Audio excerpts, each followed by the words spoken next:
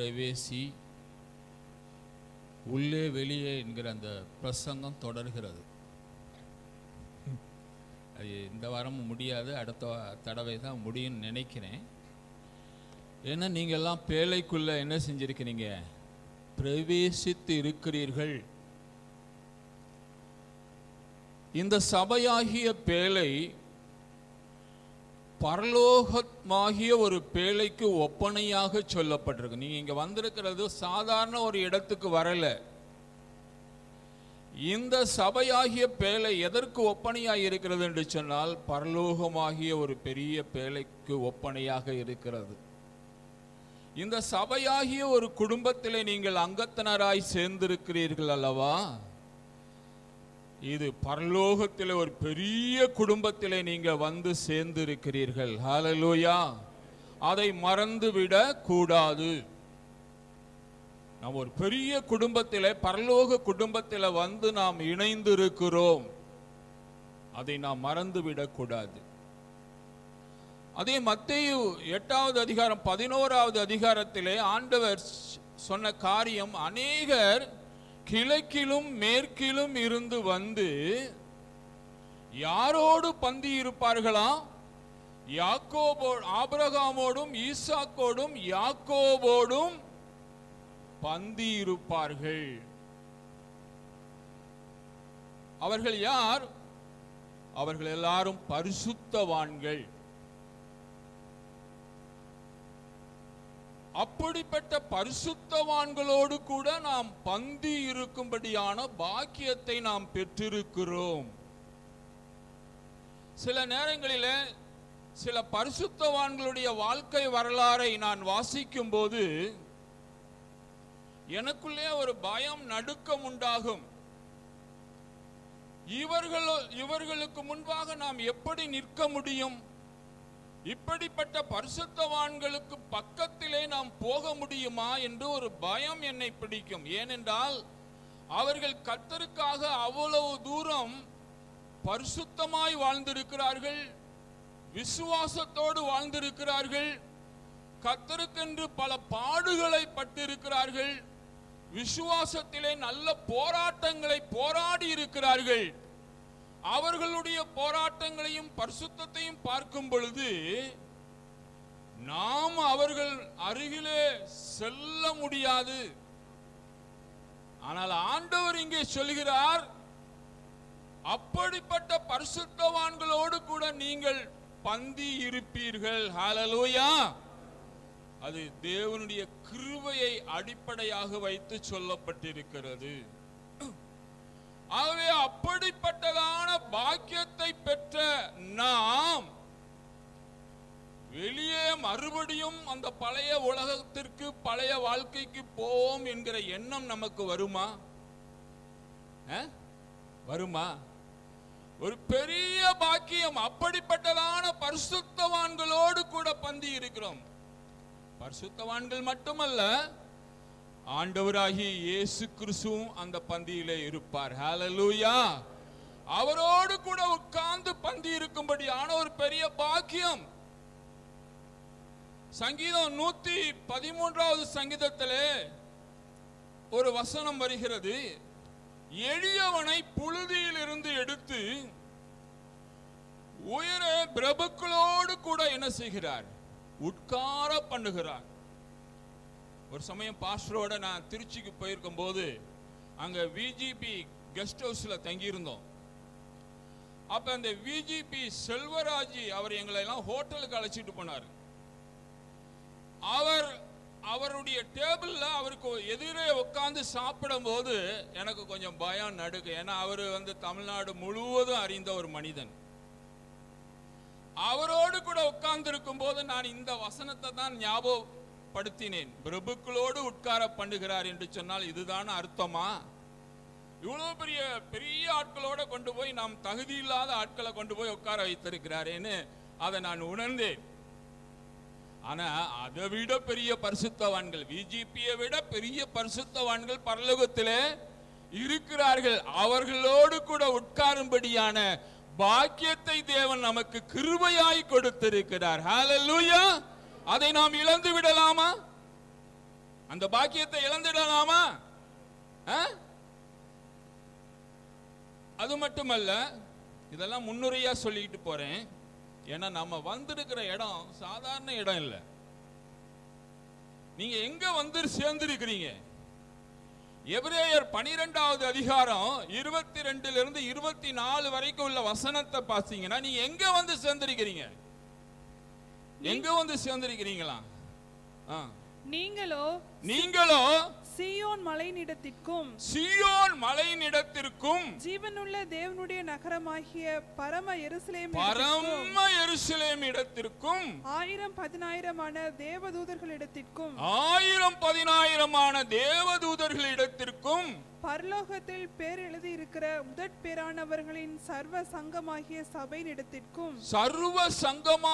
சபையினிடத்திற்கும் யாவருக்கும் நியாயாதிபதியாகிய தேவனிடத்திற்கும் எல்லாவற்றுக்கும் மேல யாவருக்கும் நியாயாதிபதியாய் இருக்கக்கூடிய தேவனிடத்திலே நாம் வந்திருக்கிறோம். பூரணமாக்கப்பட்ட நீதிமான்களுடைய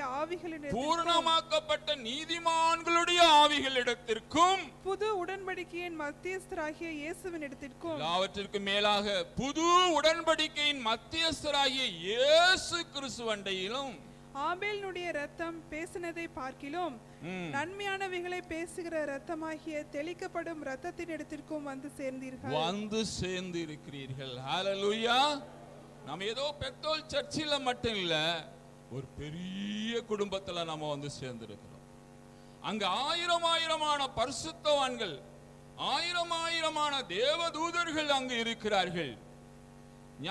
முழு உலகத்தையுமே நியாயம் தீர்க்கக்கூடிய நியாயாதிபதியாகிய தேவன் இருக்கிறார். நமக்காக பரிந்து பேசக்கூடிய புது உடன்படிக்கையின் மத்தியஸ்தராகிய இயேசு கிறிஸ்து அங்கு இருக்கிறார். இப்படிப்பட்ட ஒரு பெரிய குடும்பத்துக்குள்ளே நாம் வந்திருக்கிறோம். ஹல்லேலூயா. இதை விட்டு வெளியே போகலாமா? வெளியே போகணும்னு எண்ணம் இருக்கா யாருக்காவது? இன்னைக்கு அந்த எண்ணத்தை மாத்திக்கிங்க. ஒரு பெரிய குடும்பத்தில் நாம் வந்திருக்கிறோம். இந்த பாக்கியத்தை நம்ம இழந்துடக்கூடாது. போன தடவை கூட நான் பிரசங்கம் பாச சொன்னாங்க, கொஞ்சம் தாளாட்டுற மாதிரி இருந்துச்சு அப்படின்னாங்க. ஏண்டா என்னன்னு சொல்லி நான் யோசனை பண்ணி பார்த்தேன். ஏன்னா இந்த பிரசங்கம் வந்து குணாதிசயங்களை பற்றிய ஒரு பிரசங்கம். ஆண்டவர் உங்களுக்கு அற்புதம் செய்ய போறார், உங்க ஜெபத்தை கேட்டிருக்கிறார், உங்களை விடுதலை கொடுக்க போறார். அப்படிப்பட்ட ஒரு பிரசங்கம்னா எல்லாம் கண்களை நல்லா விரிவா திறந்து கேட்டிருப்பீங்க. ஆனா சில பேருடைய கண்ணு மூடிட்டான். ஏன்னா இது குணாதிசயங்களை பற்றிய செய்தி. அதனால கொஞ்சம் சில பேருக்கு கொஞ்சம் தூக்கம் வந்திருக்கலாம். ஆனா இந்த பேழைக்குள்ள தேவன் எதுக்கு கொண்டு வந்தாரு? உங்களை பரலோக வாசியா மாத்தணுங்கிறதுக்காக கொண்டு வந்திருக்கிறார். ஹல்லேலூயா. நீங்க எல்லாம் பரலோக வாசியா மாறணும். இந்த பேழைக்குள்ள வந்த மிருகங்களை எல்லாம் கொஞ்சம் பார்த்தேன். சிங்கம் வந்துச்சு, கரடி வந்துச்சு, யானை வந்துச்சு. அந்த பேழைக்குள்ள வந்து அவைகள் எல்லாம் எப்படி இருந்துச்சு? சிங்கம், நான் சிங்கம்ல அப்படின்னு ஒவ்வொரு மிருகமா அடிச்சு சாப்பிட்டுச்சா? நான் யானை இல்ல அப்படின்னு துதிக்கையால ஒவ்வொன்னையும் பிடிச்சு மிதிச்சுச்சா? அப்படி மிதிச்சிருந்தா நோவாவை கூட பிடிச்சு மிதிச்சு போட்டிருக்கோம். பேழையா இருந்திருக்காது. ஆனா அவைகளெல்லாம் எப்படி அங்க இருந்தது? அவைகளுக்கு அங்கே ஒரு டிவைன் நேச்சர் கொடுக்கப்பட்டது. 2 பேதுரு 1:4 இப்படியாய் சொல்கிறது, இச்சையினால் உலகத்தில் உண்டான கேட்டுக்கு தப்பி திவ்ய சுவாபத்திற்கு பங்குள்ளவர்களாகும் பொருட்டு, திவ்ய சுவாபத்துக்கு பங்குள்ளவர்களாகும் பொருட்டு ஒரு திவ்ய சுவாபம். அந்த திவ்ய சுவாபம் ஒரு டிவைன் நேச்சர். அவங்க அதனுடைய நேச்சர் எல்லாம் விட்டுட்டு, அது பேழைக்கு வெளியே விட்டுட்டு வந்துட்டது எல்லாம். சிங்கம் தன்னுடைய குணத்தை விட்டுட்டு வந்துட்டு, யானை தன்னுடைய குணத்தை எல்லாம் விட்டுட்டு வந்துட்டு. ஏன்னா அந்த பேழைக்குள்ள ஆளுகை செய்தது யாருன்னு சொன்னா பரிசுத்த ஆவியானவர் ஆளுகை செய்தார். ஹல்லேலூயா. ஒரு பரிசுத்த ஆவியானவருடைய ஆளுகை இருந்தபடினால எல்லாம் அவங்க சுபாவத்தை எல்லாம் விட்டுட்டாங்க. சுபாவம்னு சொல்லும் போது நிறைய சுபாவங்கள் இந்த உலகத்துல பார்க்கிறோம். பிசாசுடைய சுபாவம், அந்த சுபாவம் இரக்கமே இல்லை. இரக்கமே இல்லாத ஒருவன் யாருன்னா பிசாசு தான். இரக்கமே கிடையாது. அவனுடைய சுபாவம் இருந்துச்சுன்னா அந்த மனுஷனுக்கு இரக்கம் இருக்காது.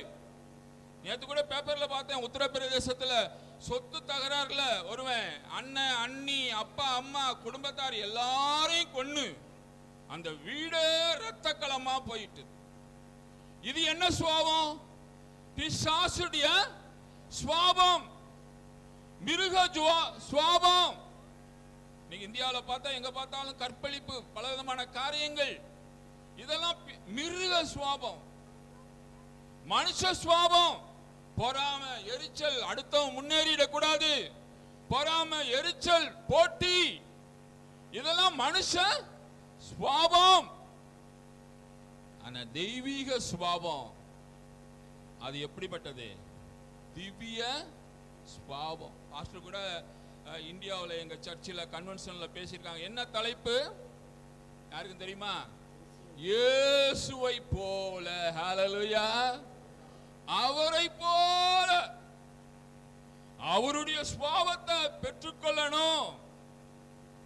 அவரை போல மாறணும். அவரை போல மாறினா தான் அந்த பரலோகத்தில் இருக்கிற அந்த பெரிய குடும்பத்துல அந்த பரிசுத்தவான்களோடு கூட உட்கார்ந்து பந்தியில அமர முடியும்.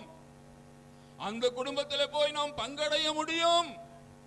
ஆகவேதான் இங்கு கொடுக்கப்படுகிற உபதேசங்கள், வேத வசனங்கள், ஆராதனை. சில நேரங்களில் கண்டிச்சு பேசுறாரு. ஏன் பாஸ்டர் கண்டிச்சு பேசுறாரு? நம்மளை சரிப்படுத்துவதற்காக அவர் கண்டிச்சு பேசுறாரு. கண்டும் காணாம பேசலாம், ஆனா கண்டிச்சு பேசுறாரு. எதுக்கு? நம்மள இந்த திவ்ய சுபாவத்துக்குள்ள கொண்டு வரணும் என்பதற்காக. எத்தனை பேருக்கு இந்த இப்படிப்பட்ட திவ்ய சுபாவம் வேணும்? ஹல்லேலூயா, ஹல்லேலூயா. இந்த திவ்ய சுபாவம்னு பார்க்கும்போது எங்களுக்கு சென்னை அருகிலே செங்கல்பட்டுல ஒரு கிளசபை இருக்குது. அந்த கிளசபைக்கு நான் அடிக்கடி போவது உண்டு. அங்கு ஒரு மனிதன் இருக்கிறார். ஒரு சபையில ஒரு முக்கியமான ஸ்தானத்துல இருக்கிறார். அவரை பத்தி சொல்றாங்க, அந்த ஏரியாவிலே ஒரு பேட்டைக்கு தாதாவா இருந்திருக்கிறார். பேட்டை ரவுடி, கட்ட பஞ்சாயத்து, வழிப்பறி, பயங்கரமான காரியங்கள். பத்தாவதுக்கு விடுதலை சிறுத்தைன்னு ஒரு கட்சி இருக்குது, அதுலயும் ஒரு மெம்பர். பலவிதமான காரியங்களை செய்த மனிதன். நான் அவருடைய பழைய வாழ்க்கையை பார்க்கல, புதிய வாழ்க்கையை பார்க்கிறேன். நல்லா ஒயிட் அண்ட் ஒயிட் போட்டுக்கிட்டு சபையில ஒரு முக்கியமான இடத்துல அவர் மட்டும் இல்ல, அவருடைய குடும்பம் எல்லாரும் வந்து ஆராதனையில ஆராதிக்கிறாங்க. நான் அவரை முகத்தை பார்க்கும் போதெல்லாம் இந்த மனிதன் அப்படி இருந்திருப்பானா? இப்ப நான் பார்க்கிற இந்த மனிதன், அவர் பேர் எனக்கு மறந்துட்டது, இந்த மனிதன் இவங்கெல்லாம் சொல்றாங்களே இந்த ஏரியாவில் இப்படி ஒரு தாதாவா இருந்து பல கேசுகள் அவர் மேல, பல கேஸ் இருக்குது. இப்படிப்பட்ட ஒரு மனிதன் இப்படி இருந்திருப்பானான்னு எனக்கே சந்தேகமா இருக்கு. ஏன்னா அந்த அளவுக்கு ஒரு டிவைன் நேச்சருக்குள்ள கொண்டு வந்துட்டாரு ஆண்டவர் அவரை. ஹல்லேலூயா, ஹல்லேலூயா. அவருக்கு வேலை கிடைச்சுதான். இப்ப மறுபடியும் ரவுடித்தனம் பண்ண முடியாது, கட்ட பஞ்சாயத்து பண்ண முடியாது. வருமானம் என்ன, வேலை கிடைச்சிச்சு. எங்க கிடைச்சு தெரியுமா? ஒரு அம்மா சாய்பாபாவுக்கு ஒரு ஆசிரமம் ஒன்று செங்கல்பட்டுல ஓபன் பண்ணி அதுல வாட்ச்மேன் வேலை கிடைச்சிச்சு. சாய்பாபா ஆசிரமத்தில் இவருக்கு வாட்ச்மேன் வேலை. ஆனா அது என்ட்ரன்ஸ்ல இந்த ஆள் உட்காந்துக்கிட்டு பைபிளை கொண்டுட்டு போய் பைபிள் படிச்சுக்கிட்டு இருக்காரு. வர்றவன் போறவன்லாம் இவர் கையில இருக்கிற பைபிளை பார்க்கறான். ஈடா ஆசிரமத்து வாசல்ல பைபிளோட இவன் இருக்கான்னு. இவர் என்ன சொல்றாரு? அதெல்லாம் கடவுள் கிடையாது, உள்ள இருக்கிறதெல்லாம் கடவுள் கிடையாது, இதுதான் கடவுள், என்னைய இப்படி எல்லாம் மாத்தினாருன்னு சொல்லி இவர் சாட்சியை சொல்லிக்கிட்டு வாட்ச்மேன் வேலையை பார்த்துட்டு சாட்சியை சொல்லிட்டு இருக்காரு. ஆசிரமத்துக்கு வர்ற கூட்டம் நாளுக்கு நாள் குறைய ஆரம்பிச்சுட்டுது. கடைசியில என்ன ஆயிட்டுன்னா, அந்த அம்மா ஒரு பெரிய பணக்கார அம்மா, அது மெட்ராஸ்ல இருக்கு. அது ஆசிரமத்தை இழுத்து மூட வேண்டிய சூழ்நிலை வந்துட்டு, ஆசிரமத்தை மூடிட்டு, அதுக்கு பிறகு இவருக்கு வேலை வேணுமே. என்ன வேலை? அப்புறம் அந்த அம்மா கேட்டுச்சா, உனக்கு என்னப்பா தொழில் தெரியும்? எனக்கு டிரைவிங் தெரியும். அப்பனா நான் ஒரு 3 லட்சம் ரூபாய்க்கு ஒரு வேன் வாங்கி தரேன், நீ என்ன செய், வேனை ஓட்டி பொழைச்சிக்கன்னு. இப்ப ஒரு வேனை ஓட்டி பொழைச்சிக்கிட்டு இருக்காரு. ஹல்லேலூயா, ஹல்லேலூயா. ஒரு நல்ல மனிதன். அவருடைய சாட்சியை பார்த்துட்டு அவங்க குடும்பம் எல்லாமே இப்ப ஆண்டவருக்குள்ள வந்துட்டாங்க. அந்த ஏரியாவில இன்னும் அநேகர் வர்றாங்க. அது மட்டும் இல்ல, அவருடைய வீட்டுக்கு முன்னாடி ஒரு கிரவுண்ட் இருந்துச்சு. அந்த கிரவுண்ட்ல ஒரு சர்ச்சு கட்டி, என் வீட்டுல ஈவினிங் சர்வீஸ் நடத்தணும்னு ஈவினிங் சர்வீஸ் அங்க நடக்குது. ஹல்லேலூயா. இதுதாங்க ஆண்டவர் செய்யற காரியம். பேலக்குள்ள எதுக்கு கொண்டு வந்தாரு? மறுபடியும் ஒரு பழைய வாழ்க்கையா, இல்லாட்டி இப்படியும் அப்படியுமா இருக்கிறதுக்கு இல்ல, ஒரு தெய்வீக சுவாபம் நமக்குள்ளே காணப்படணும். இயேசுவை போல மாறணும். ஹல்லேலூயா. மத்தேயு 5, 6, 7 அதிகாரங்கள் மலை பிரசங்கங்கள் என்று சொல்லப்பட்டது. காந்தியடிகள் கூட அந்த மலை பிரசங்கத்தை அதிகமாக விரும்பி வாசிப்பாராம். அதுல எல்லாத்துக்கும் முத்திரை பதித்த மாதிரி ஒரு வசனம் உண்டு. 5வது அதிகாரம் 48வது வசனத்தை வாசிங்க. ஆகையால் பரலோகத்தில் இருக்கிற உங்கள் பிதா பூரண சற்குணராய் இருக்கிறது போல, பரலோகத்தில் இருக்கிற உங்கள் பிதா பூரண சற்குணராய் இருக்கிறது போல நீங்களும் பூரண சற்குணராய் இருக்க கடவீர்கள். நீங்களும் எப்படி இருக்கணும்? பூரண சற்குணராய் இருக்கணும். அவர் பூரண சற்குணராய் இருக்கிறாராம். பரலோகத்தில் இருக்கிற உங்கள் பிதா, அதே போல நீங்களும் எப்படி இருக்கணும்? பூரண சற்குணராய் இருக்கணும். ஹல்லேலூயா. அதுக்காக தான் உங்களை இந்த சபையாகிய பேலக்குள்ள தேவன் கொண்டு வந்திருக்கிறார். ஹல்லேலூயா. ஒவ்வொரு நாளும் உபதேசத்தை கேட்டு ஜெபித்து ஆராதித்து நீங்க ஒரு பூரண சற்குணத்துக்குள்ள நீங்க கடந்து வரணும். ஏன்னா அவர் பூரண சற்குணராய் இருக்கிறார். ஹல்லேலூயா. ஆவே நாமும் பூரண சற்குணராய் என்ன செய்யணும்? இருக்க வேண்டும். ஹல்லேலூயா. அதற்காக தான் இந்த சபையாகிய பேழைக்குள்ளே தேவன் நம்மை அழைத்து வந்திருக்கிறார். பவுல் கூட ஒரு இடத்துல சொல்றாரு, கிறிஸ்து உங்களுக்குள்ளே உருவாகும் அளவு நான் கர்ப்ப வேதனை படுகிறேன். கிறிஸ்து நமக்குள்ள என்ன செய்யணும்? உருவாகணும். நம்முடைய வார்த்தையில, நடக்கையில, பேச்சில எல்லாத்திலையும் கிறிஸ்துவை வெளிப்படுத்தணும். அதுக்காக நான் கர்ப்ப வேதனைப்படுறேன், இரவு பகலும் நான் உங்களுக்காக ஜெபத்துல மன்றாடுகிறேன்னு சொல்றாரு. கண்ணீரோடு புத்தி சொல்லி கொண்டு வந்ததை நினைத்து கண்ணீரோடு அவர் புத்தி சொன்னாராம், கர்ப்ப வேதனைப்பட்டாராம். ஏன்னா கிறிஸ்து நமக்குள்ள என்ன செய்யணும்? உருவாக வேண்டும். அவருடைய சுபாவங்கள் எல்லாம் உருவாக வேண்டும் என்பதற்காகத்தான் தேவன் நம்மை கொண்டு வந்து இந்த சபையாகிய பேழைக்குள்ள வைத்து நம்மை உருவாக்கி கொண்டு இருக்கிறார். ஹல்லேலூயா. அதுக்கு நாம பூரண ஒத்துழைப்பு என்ன செய்யணும்? கொடுக்க வேண்டும். ஹல்லேலூயா. இன்னைக்கு நான் உங்க மத்தியில வைக்கிற 2 நபர்கள் யாருன்னா, பரிசேயன், ஆயக்காரன். பரிசேயனும் ஆயக்காரனும். லூக்கா 18வது அதிகாரம் 9வது வசனத்துல பாத்தீங்கன்னா, 2 மனிதர்கள் ஜெபம் பண்ணும்படி தேவாலயத்துக்கு போனார்கள். ஒருவன் பரிசேயன், ஒருவன் ஆயக்காரன். ஒருவன் உள்ள இருக்கிறவன் கடைசியில பார்த்தா வெளியே போறான், வெளியே இருக்கிறவன் உள்ள வருகிறான். ஆக ஏன் இவன் உள்ள இருந்தவன் ஏன் வெளியே போனான்? அதை நம்ம பார்க்க வேண்டியது அவசியமாக இருக்கிறது. 2 பேருமே ஜெபம் பண்ணும்படி தான் போனாங்க. பரிசேயன் அந்த முறைப்படி நல்லா ஜெபம் பண்றான். 11வது வசனத்துல துதித்தான்னு போட்டிருக்கு. 10வது வசனத்துல துதித்தான்னு போட்டிருக்குது. 11வது வசனத்துல ஜெபித்தான்னு போட்டிருக்கு. முறைப்படி தான் அவன் ஜெபம் பண்றான். ஆனா ஏன் அவன் நீதிமானாக்கப்படவில்லை. ஏனென்று சொன்னா, அவன் தேவாலயத்துக்கு நாம எதுக்கு போறோம்? ஆலயத்துல யாரை பார்க்க போறோம்? கர்த்தரை பார்க்க நம்ம போறோம். இன்னைக்கு எத்தனை பேர் கர்த்தரை பார்க்க வந்திருக்கீங்க? அவரை பார்க்க வந்திருக்கிறேன், அவருடைய சத்தத்தை கேட்க வந்திருக்கிறேன், அவரை தரிசிக்க வந்திருக்கிறேன். அந்த வாஞ்சை எத்தனை பேருக்கு இருக்குது? ஹல்லேலூயா. ஆனா இவன் அதை விட்டுட்டான். போகஸ் பண்ண வேண்டியவரை விட்டுட்டான், அவரை பார்க்க வேண்டியதை விட்டுட்டான். இவன் என்ன பண்றான்? அங்க நின்னு என்ன ஜெபம் பண்றான்? அந்த வசனத்தை வாசிங்க, 10வது வசனம். 2 மனுஷர் ஜெபம் பண்ணும்படி தேவாலயத்திற்கு போனார்கள். ஒருவன் பரிசேயன், மற்றவன் ஆயக்காரன். பரிசேயன் நின்று, தேவனே, நான் பரிகாரர், அநியாயக்காரர், விபச்சாரக்காரர் ஆகிய மற்ற மனுஷரை போலவும் இந்த ஆயக்காரனை போலவும் இராததனால் உமக்கு ஸ்தோத்திரம். உமக்கு ஸ்தோத்திரம் என்று துதிக்கிறான். ஆனா யாரை பார்க்கிறான்? அவன் தேவனை போகஸ் பண்ணாம, அவரை பார்க்காம என்ன செய்யறான்னா, அவனுக்கு பக்கத்துல இருக்கிறவங்களை எல்லாம் பார்க்கிறான்.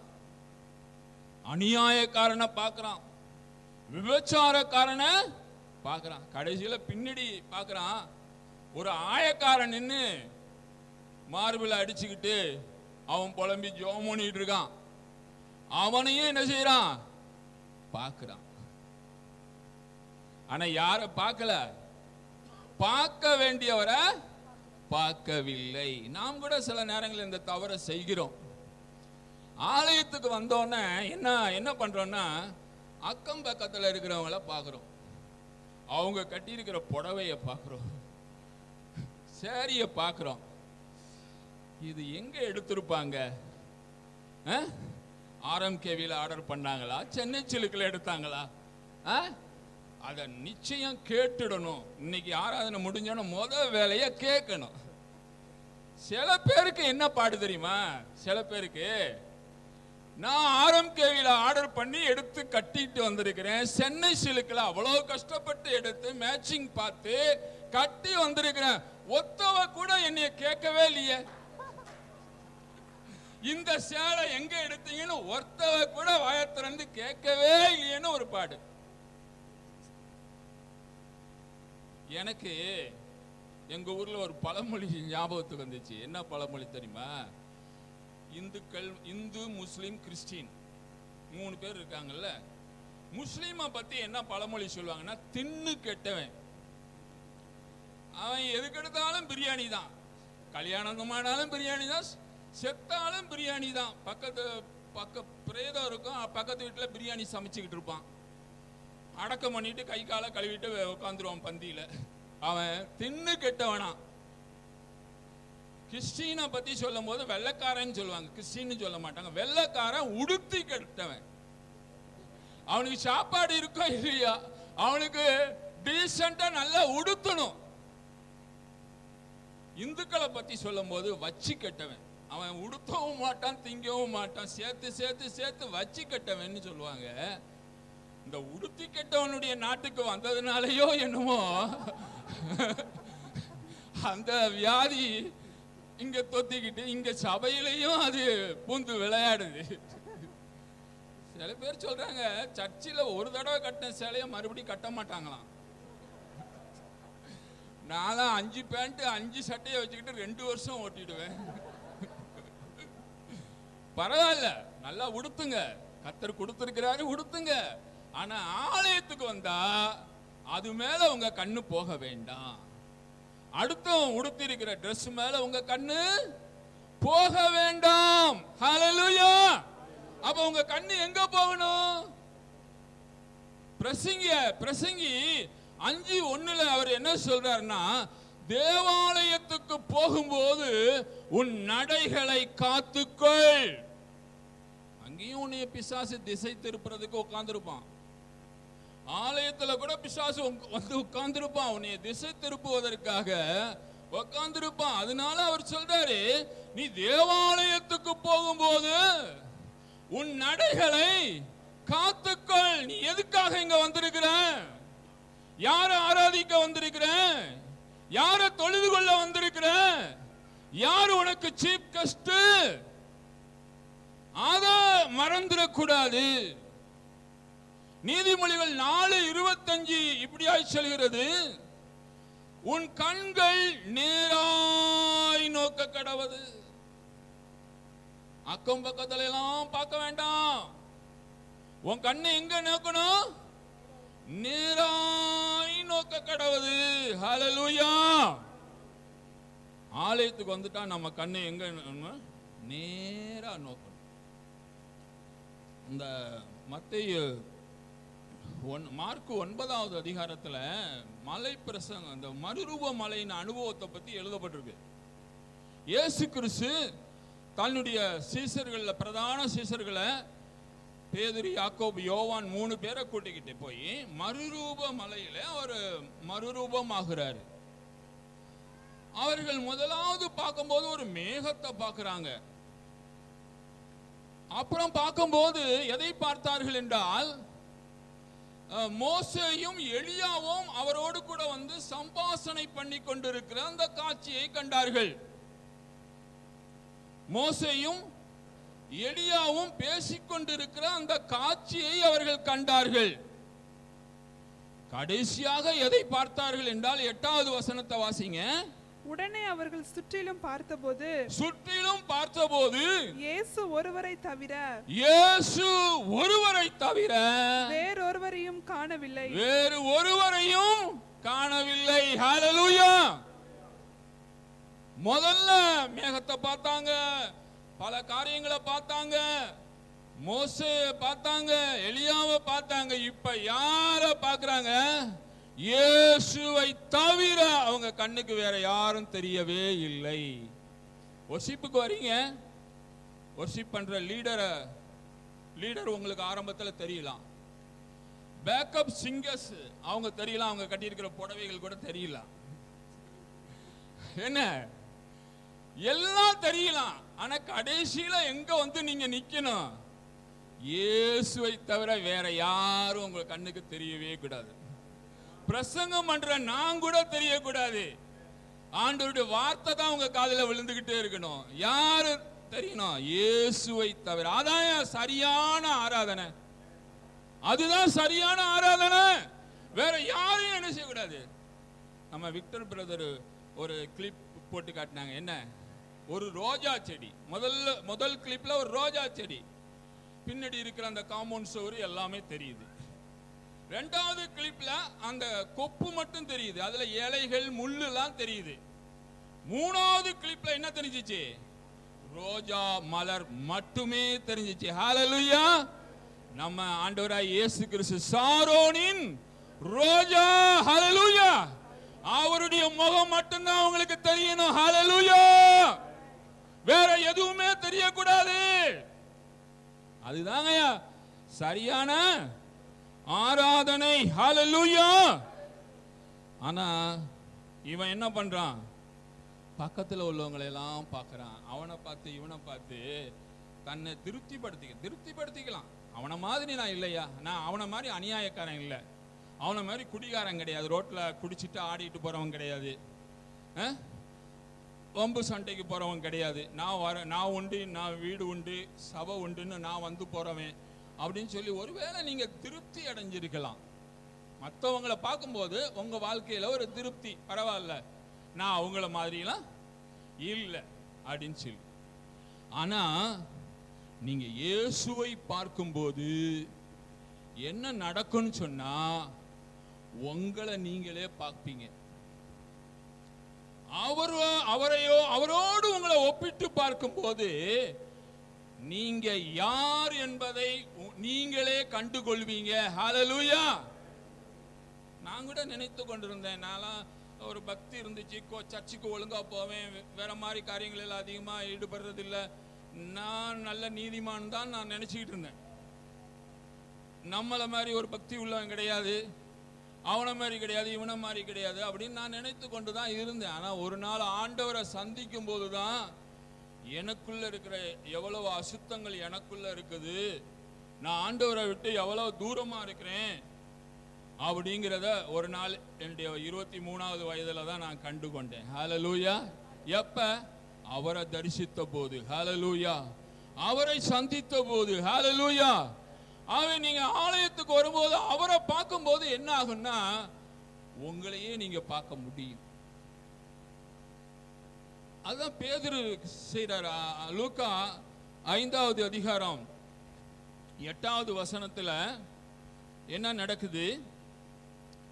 சீமோன் பேதுரு அதை கண்டு இயேசுவின் பாதத்தில் விழுந்து, ஆண்டவரே, நான் பாவியான மனுஷன், நீர் என்னை விட்டு போக வேண்டும் என்றான். என்னை விட்டு நீர் போக வேண்டும். இயேசு கிறிஸ்து பேதுருவை நீ பாவின்னு சொன்னாரா? ஏதாவது ஒரு தப்பு அவன்கிட்ட சுட்டி காட்டினாரா? ஏன்பா அவன்கிட்ட இந்த மாதிரி குறையெல்லாம் இருக்குப்பா அப்படின்னு ஏதாவது ஒரு குறைய அவனுக்கிட்ட சுட்டி காட்டினாரா? அவனுக்கு ஒரு அற்புதம் தான் செஞ்சாரு. அவனுடைய வெறும் வலைகள் நிரம்பத்தக்கதான மீன்களால நிரப்பினாரு.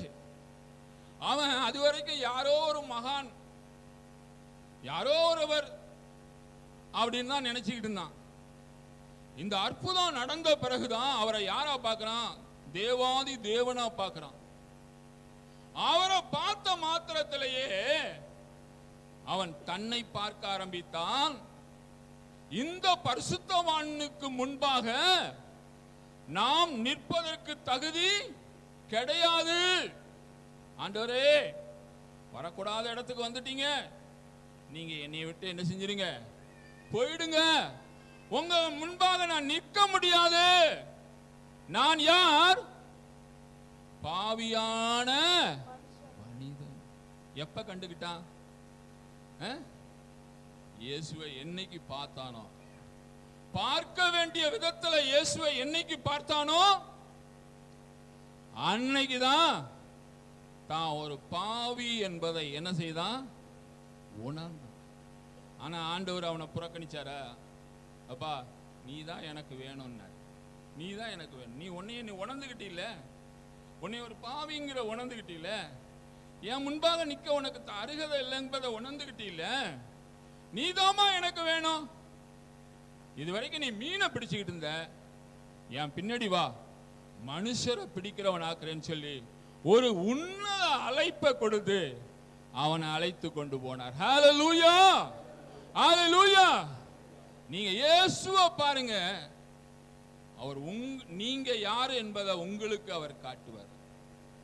அவர் ரொம்ப ஜென்டிலான கடவுள். அவர் ரொம்ப ஜென்டிலானவர்.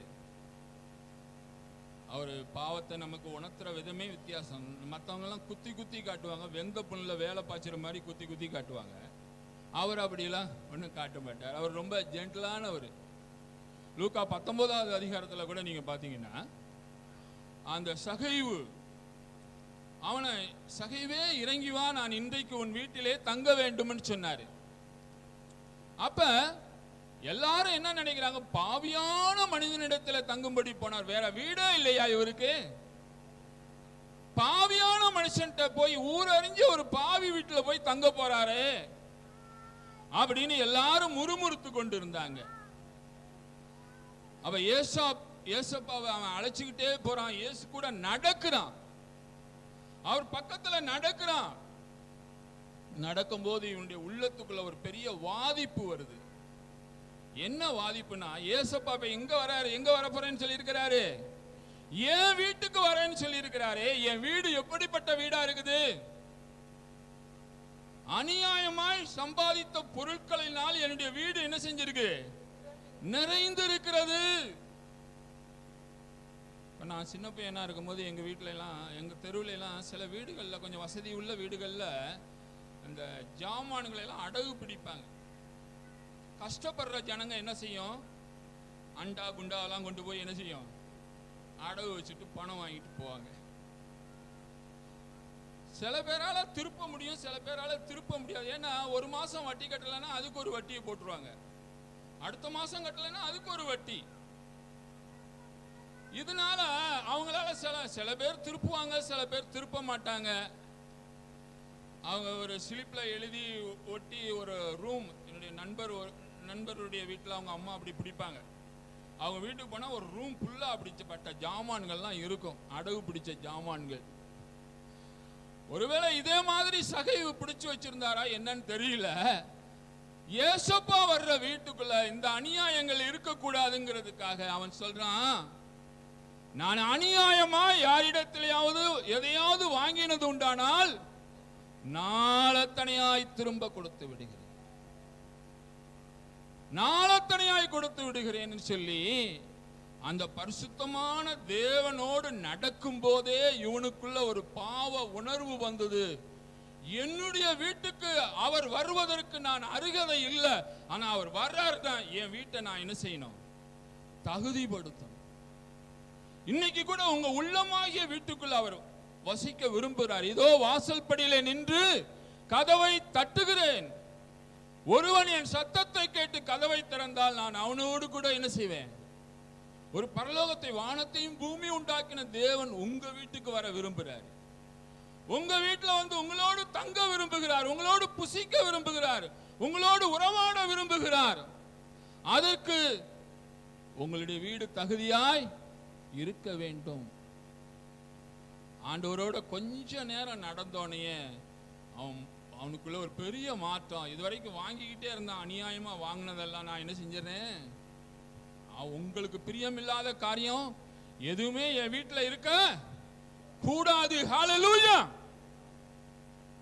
உங்களுக்கு பிரியமில்லாத காரியம் என் வீட்டுல இருக்கவே கூடாது. அவைகள் எல்லாம் என்ன செய்யறேன், தூக்கி வெளியே வீசி விடுகிறேன் அப்படின்னு. அப்படிப்பட்ட ஒரு மாற்றம் வந்தது. எப்ப வந்துச்சுன்னா இயேசுவை பார்த்த போது. ஹல்லேலூயா.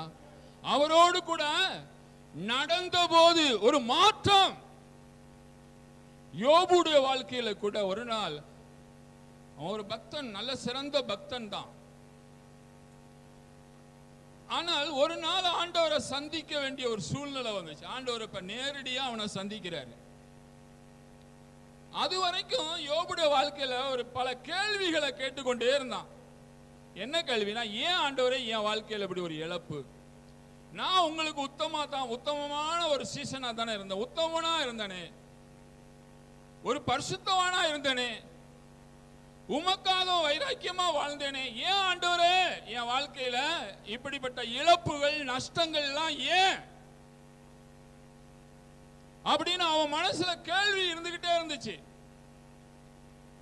அவனுடைய நண்பர்களும் சில காரியங்களை சுட்டி காட்டுறாங்க. ஆனாலும் மனசுல ஒரு கேள்வி, ஏன் ஆண்டவர் இப்படி செய்தாரு? ஏன் என்னுடைய குடும்பத்துல ஒரு நஷ்டத்தை உண்டு பண்ணாரு? ஏன் என் குடும்பத்துல ஒரு இழப்பு? ஏன் ஏன் அப்படின்னு ஒரு கேள்வி இருந்து கொண்டே இருந்தது. ஆனா இங்க ஆண்டவர் ஒரு நாள் அவனிடத்துல நேரடியாக இடைபடக்கூடியவரா இருக்கிற 42வது அதிகாரம் யோபு 42:5-6 வாசிங்க. என் காதினால் உம்மை குறித்து கேள்விப்பட்டேன், என்னுடைய காதுகளால் நான் உம்மை கேள்விப்பட்டேன், இப்பொழுதோ என் கண் உம்மை காண்கிறது, இப்பொழுதோ என்னுடைய கண்கள் உம்மை காண்கிறது. ஹல்லேலூயா. இதுவரைக்கும் நான் கேட்டதை விசுவாசிச்சு நான் உம்முடைய பக்தனா வாழ்ந்து கொண்டு இருந்தேன், கேட்டேன்.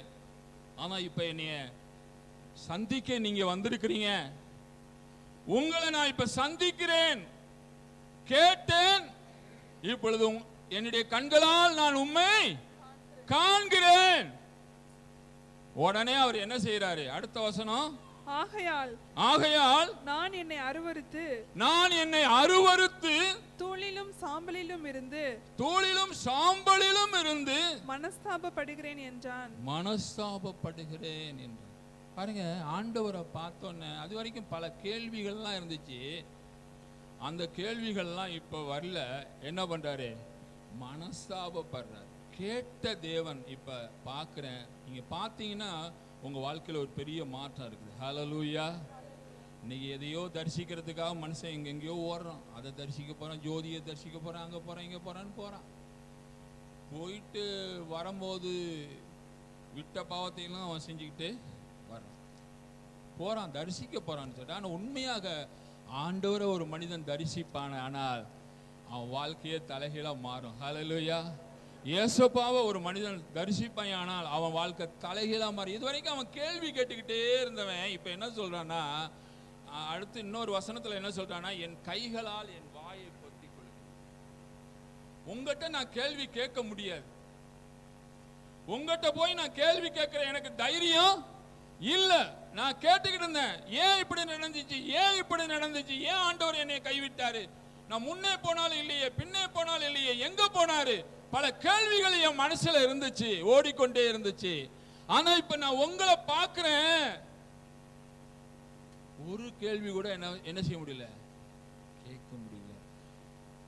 நான் தூளிலும் சாம்பலிலும் இருந்து என்ன செய்யறேன், மனஸ்தாப என்னை நானே வெறுத்து. ஆண்டவர் சொன்னார், ஒருவன் என்னை பின்பற்றி வர விரும்பினால் தன்னைத்தான் வெறுத்து தன் சிலுவையை எடுத்துக்கொண்டு அனுதினமும் என்னை பின்பற்ற கடவன். நம்மை நாமே நாம் என்ன செய்யணும், வெறுக்கணும். ஆண்டவர்கிட்ட வந்தோடனே அவன் என்ன செய்யறான், ஆண்டவரே என் பக்கத்துல தான் குறை இருந்திருக்கும், உங்க பக்கத்துல குறை இருந்திருக்காது. ஹல்லேலூயா. இவ்வளவு இழப்பு, இவ்வளவு பாடுகள்லாம் நான் ஏன் கேட்டுக்கிட்டு இருந்தேன். ஆனா அப்படியே வந்திருந்தாலும் என் பக்கத்துல தான் தவறு இருந்திருக்குமே ஒழிய உங்க பக்கத்துல தவறு கிடையாது. ஹல்லேலூயா. ஆண்டவர் பக்கத்துல தவறு இருக்குமா? உங்க பக்கத்துல ஒரு நாளும் தவறு கிடையாது. அப்படி இருக்குமானால் என் பக்கத்துல இருக்கலாம்னு சொல்லி அவன் மனசாவப்படுகிறான். ஹல்லேலூயா. என்னுடைய வாழ்க்கையில கூட பல கேள்விகள், நான் எல்லா ஊழியக்காரங்கெல்லாம் வந்து மனம் திரும்ப ரட்சிக்கப்படு ஞானஸ்தானம் படுனா பல ஊழியக்காரங்கிட்ட பல கேள்விகளை கேட்டு கேட்டு கேட்டு அனுப்பிடுவேன். பல கேள்விகளை கேட்பேன். ஆனா ஒரு நாள் ஆண்டவர் என்னோடு கூட இடைபட ஆரம்பிச்சார். ஒரு தேவாலயத்தில் உட்கார்ந்து இருக்கும் போது பைபிளை வாசிச்சுட்டு இருக்கும் போது தான் ஆண்டவர் என்னோடு கூட இடைபட ஆரம்பிச்சார். மார்க் 1:5 மூலமா என்னோடு இடைபட ஆரம்பிச்சாரு. அப்ப பல ஊழியக்காரங்களோட எதிர்த்து தர்க்கம் பண்ணின நான் ஆண்டவருடைய ஒரு கேள்விக்கு என்னால பதில் சொல்ல முடியல. ஒரு கேள்விக்கு கூட என்னால பதில் சொல்லவே முடியல. அப்ப நான் சொன்னேன், ஆண்டவரே இது உம்முடைய சத்தியமானால் நான் இனிமே எதிர்த்து நிற்க மாட்டேன்னு சொல்லி ஞானஸ்தான சத்தியத்துக்கு அன்னைக்கு நான் கீழ்ப்படிஞ்சேன். ஹல்லேலூயா. ஆண்டவரோடு கேள்வி கேட்க முடியாது. ஹல்லேலூயா. அதுக்கு எந்த மனிதனுக்கும் தைரியம் கிடையாது. ஹல்லேலூயா. உருவாக்கின வஸ்து உருவாக்கினவனை நோக்கி உருவாக்கப்பட்ட வஸ்து கேள்வி கேட்பதற்கு ரைட்டு. ஏன் என்னை இப்படி உருவாக்கின அப்படின்னு உருவாக்கப்பட்ட பொருள் உருவாக்கின அந்த சிருஷ்டிகத்தை பார்த்து கேள்வி கேட்க யாருக்கும் தைரியம் கிடையாது, உரிமையும். நம்ம முழுவதுமாக நம்முடைய லைஃபை அப்படியே என்ன செய்யணும், ஆண்டவருடைய பாதத்துல சரண்டர் பண்ண வேண்டும். ஹல்லேலூயா. அப்படியே நம்ம முற்றிலுமாக நம்ம அர்ப்பணிக்கணும். ஹல்லேலூயா. ஆகவே நாம் ஆலயத்துக்கு வந்திருக்கிறோம். யாரை பார்க்கணும்? இயேசுவை பார்க்கணும். அவரை தவிர வேற யாரும் நம்ம கண்ணுக்கோ நம்முடைய மனசுக்கோ என்ன செய்யக்கூடாது, தெரியக்கூடாது. சில பேர் இங்கே இருப்பீங்க, மனசு எங்கேயோ இருக்கும், மனசு எங்கேயோ வீட்டில் இருக்கும். அதை ஆஃப் பண்ணிட்டு வந்தேனே, இதை ஆஃப் பண்ணிட்டு வந்தேன், கதவை சாத்திட்டு வந்தேன்னா மனசு அங்கே கூட ஓடும். ஆனால் அதெல்லாம் ஓடக்கூடாது. நம்ம மனசு, நம்முடைய சிந்தனைகள், நம்முடைய பார்வை எல்லாம் அவரோடு கூட ஐக்கியப்படணும். சங்கீதக்காரன் தாவீது எப்படி ஆராதிச்சான்னு பார்த்தீங்கன்னா, சங்கீதம் 63:2 அவர் என்ன சொல்றாரு? சங்கீதம் 63:2, இப்படியே பரிசுத்த ஸ்தலத்தில் உம்மை பார்க்க ஆசையா இருந்து உமது வல்லமையையும் உமது மகிமையையும் கண்டேன். உமது மகிமையையும் வல்லமையையும் கண்டேன். ஒவ்வொரு வாரமும் நம்ம வரோம், ஆண்டவருடைய மகிமையை பார்க்கிறோமா? ஆண்டவருடைய வல்லமையை பார்க்கிறோமா? மகிமையை பார்க்கிறோமா? அவர் சொல்றாரு, நான் வாஞ்சையா இருந்தேன் பரிசுத்த ஸ்தலத்திலே உம்மை பார்க்க. அந்த வாஞ்சியோடு நம்ம வந்தோம்னா, ஆராதனைக்கு வரும்போதே ஒரு பெரிய எதிர்பார்ப்போட வந்தோமானால் தேவனுடைய வல்லமை இந்த இடத்துல காண முடியும். ஹல்லேலூயா. தேவனுடைய மகிமையை நாம் காண முடியும். ஹல்லேலூயா. அதுவே நம்முடைய எல்லா கேள்விகளுக்கும் பிரச்சனைக்கும் பதிலாகவும் பரிகாரமாகவும் இருக்கும். இரண்டாவது, அந்த பரிசேயன் செய்த ஒரு காரியம் என்னன்னா, 11வது வசனத்திலே அவன் ஒரு ஜெபம் பண்றான். என்ன பண்றான்னா, நான் தசம பாகம் கொடுக்கிறேன், நான் என்ன பண்றேன், வாரத்துக்கு 2 முறை உபவாசிக்கிறேன், தசம பாகம் கொடுக்கிறேன். அது நல்லது தானே கெட்டதா? உபவாசம் பண்றது நல்லதா கெட்டதா? பரிசேயனே 2 முறை உபாசிக்கும் போது நம்ம எத்தனை முறை உபாசிக்கணும்? ஒரு 3 முறையாவது உபவாசிக்கணுமா இல்லையா? அவன் சொல்றான் 2 முறை உபவாசித்தேன், தசம பாகம் என்னுடைய சம்பாத்தியத்தில் எல்லாம் தசம பாகம். நல்ல காரியம்தான். ஆனா அவன் செஞ்ச தப்பு என்னன்னா, இவைகள் 2மே அந்தரங்கத்தில் செய்யப்பட வேண்டிய காரியங்கள். கர்த்தருக்கு கொடுக்கிற காரியமும் அந்தரங்கத்தில் செய்யணுமே ஒழிஞ்சு அதை விளம்பரப்படுத்தக்கூடாது. தமிழ்நாட்டில் உள்ள அரசியல்வாதிகள் அரசு பணத்தை எடுத்து ஜனங்களுக்கு கொடுக்கும் போது விளம்பரம், கேமராமேன் இல்லாம எதையும் செய்ய மாட்டாங்க. விளம்பரம். தாம் பணத்தை கொடுக்கறல, அரசு பணத்தை தான் கொடுக்கறாங்க, அதுக்கு ஒரு விளம்பரம். அதே மாதிரி இவன் விளம்பரப்படுத்துறான். என்ன படுத்துறான்? வாரத்துக்கு 2 முறை நான் உபவாசிக்கிறேன், தசமபாகம்லாம் கொடுக்கிறேன். ஆனா இது விளம்பரப்படுத்தக்கூடிய ஒரு காரியம் அல்ல. அதே மலை பிரசங்கத்துக்கு நீங்க திரும்ப வந்தீங்கன்னா, மத்திய 6வது அதிகாரம் 2-3 வசனங்களை நீங்க பாத்தீங்கன்னா என்ன சொல்லப்பட்டிருக்குது? ஆகையால் நீ தர்மம் செய்யும் போது மனுஷரால் புகழப்படுவதற்கு மாயக்காரர் ஆலயங்களிலும் வீதிகளிலும் செய்வது போல உனக்கு முன்பாக தாரை ஊதுவியாதே. உனக்கு முன்பாக தாரை ஊதுவாத. $100 போட்டுட்டு எல்லார்ட்டையும் போய் சொல்லிக்கிட்டு காணிக்கை பெட்டியில நீங்க போடுறீங்க. யார் பார்த்துக்கிட்டு இருக்கா?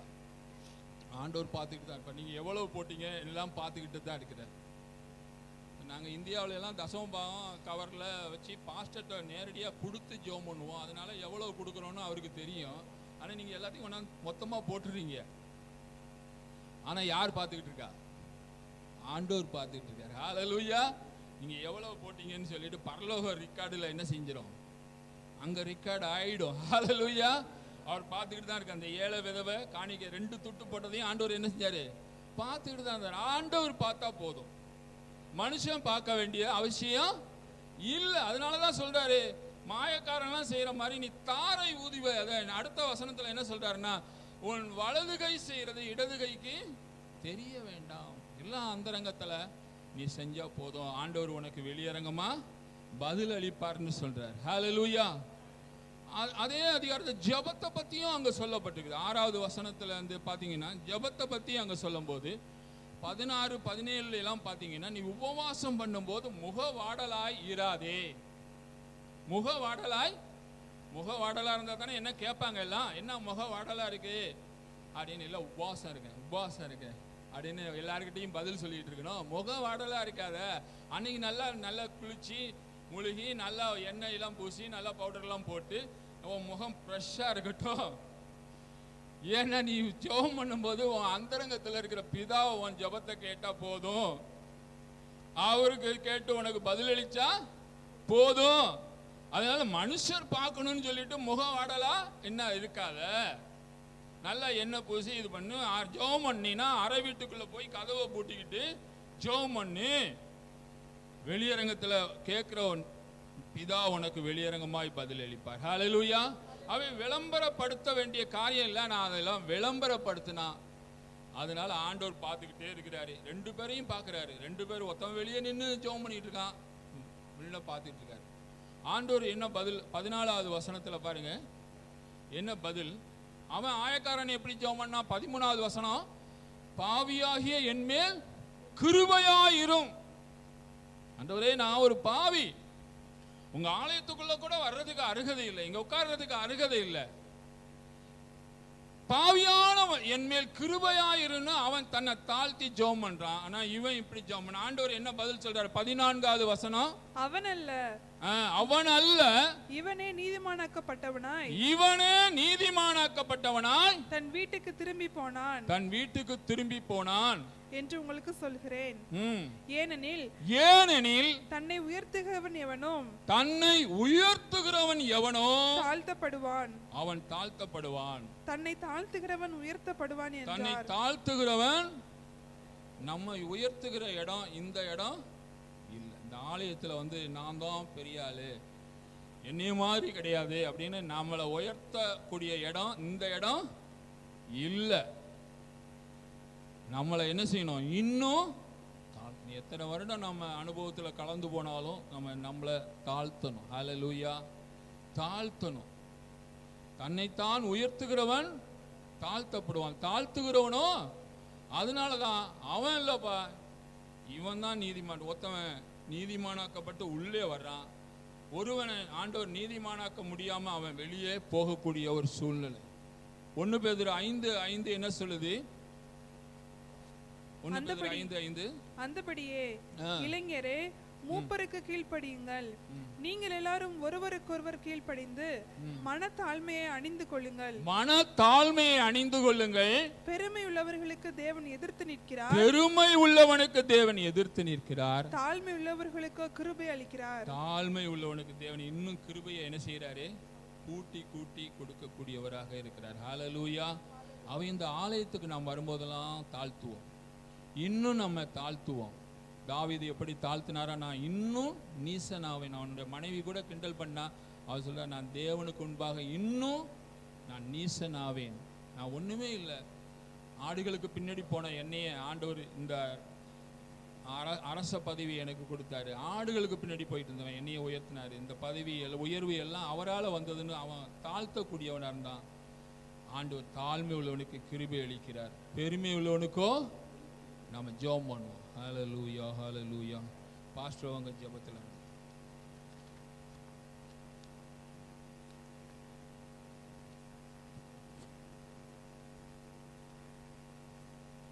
இந்த வேளையிலே இந்த வசனத்துக்கு தங்களை ஒப்பு கொடுக்கிற பிள்ளைகள் மாத்திரம்